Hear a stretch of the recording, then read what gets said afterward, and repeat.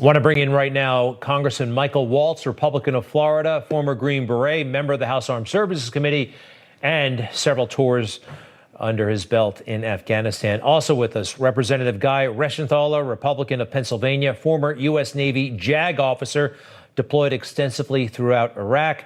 Gentlemen, welcome to you both. First to Congressman Waltz. What are your thoughts right now that America almost appears to have lost a war? Well, this is a disaster of historic proportions. I think this is the biggest foreign policy disaster in modern American history. From a humanitarian standpoint, the women and girls that the left and the Democrats pretend to care about, our Afghan interpreters. From a credibility standpoint, this is also a disaster. Can you imagine what Taiwan, what Ukraine and other allies are thinking right now? I mean, they're shaking in their boots watching this administration abandon our allies. And then from a counterterrorism standpoint, America is far less safe. The Taliban and al-Qaeda are married at the hip. Al-Qaeda 3.0 will come roaring back. Biden's own intelligence community has repeatedly briefed us so, but this time it's going to be far worse. Because when we have to go back and deal with that, we've got no bases, no local allies, and the Taliban are going to be armed to the teeth, literally with warehouses full of armor, artillery, and heavy weapons. This is an absolute disaster, and it is infuriating to those of us who have sacrificed so much there. I understand. You know, our intelligence community has gotten it wrong before, didn't predict 9/11 sufficiently.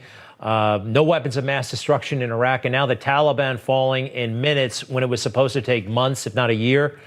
Congressman Reschenthaler, beyond Joe Biden, and Joe Biden is responsible, but he's there to stay, I guess, for now. Who should lose their job immediately? Well, I think Joe Biden should resign immediately. Not only this debacle that you have in Afghanistan, but you also have chaos on the southern border. Inflation is out of control. He clearly is not up for the job. But just going back to the comment on the intel community, you know, Joe Biden stood there on the stage and said the buck stops here, while he proceeded to blame our allies in Afghanistan. He proceeded to blame President Trump and the intel community. I just think that the intel community is being part of this scapegoat mission, this pass the buck, not the buck stops here, spin that Joe Biden is engaged in. And let me just make this prediction. My good friend Mike Waltz just said that the Taliban is going to be stronger than ever. They're also probably going to be stronger than ever because they have the opportunity now to partner with the Chinese Communist Party. Could you imagine a scenario where the Chinese Communist Party provides data surveillance to the Taliban government for the Taliban to crack down even harder on its citizens in exchange for the Chinese Communist Party being able to, I don't know, mine rare earth elements in Afghanistan? This is the debacle.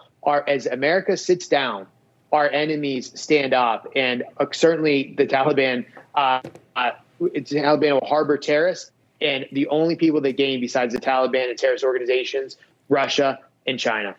I don't think Joe Biden's going to resign. I would love to see it myself, but I do have a couple of people in mind who should resign and or might be fired. We'll come back with that, gentlemen. Stay with us.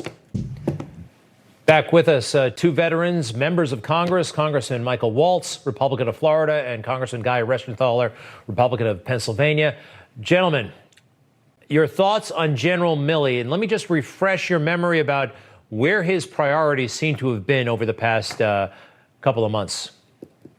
I want to understand white rage, and I'm white, and I want to understand it. So what is it that caused thousands of people to assault this building and try to overturn the Constitution of the United States of America? What caused that? I want to find that out. And this from Secretary Lloyd Austin, something he's talked about quite a bit. This department will be diverse. It will be inclusive. And we're going to look like the country that we support and defend. Look, gentlemen, they have talked about Afghanistan, and those are just two sound bites. But it is my sense that they have gone all in on woke culture, and they've taken their eye off the ball in terms of America's strategic interests. Congressman Waltz, your thoughts, please. Well, it's clear that we had no plan to evacuate our embassy. We had no plan to get out the interpreters who stood and fought with us and are now being hunted down as we speak.